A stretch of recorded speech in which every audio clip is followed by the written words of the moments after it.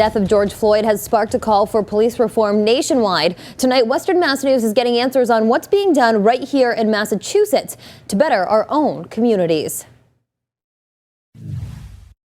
Protesters in cities across the country are asking for change following the death of George Floyd while he was in custody of Minneapolis police. Massachusetts is one of only 6 states right now that doesn't actually have a statewide program for licensing police officers. Stick Associate Professor of Criminal Justice Seth Dupuis tells Western Mass News there's room for improvement here in Massachusetts. Without that program, it can make it hard to regulate hiring, training, and accountability procedures.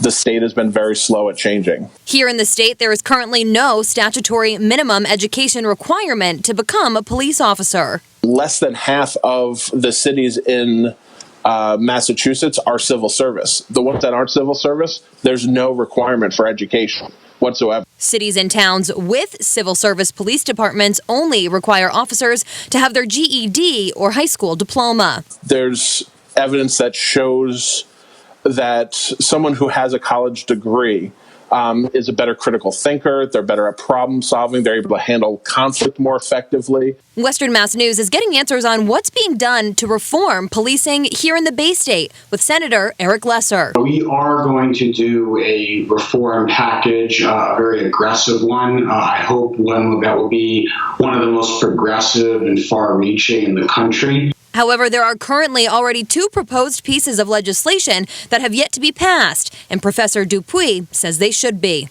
First is House Bill 2146, which forms a special committee to create statewide police officer standards for recruitment and training. The second is House Bill 3810. That would require someone to have an associate's degree in order to become a police officer in Massachusetts. While those await a signature from Governor Baker, one thing remains true. Both police and protesters have the same goal: to stop these tragic and avoidable events from happening again. I think we need legislation and we need laws changed, but there's a lot that could happen today in terms of just conduct of policing, in terms of the culture around law enforcement.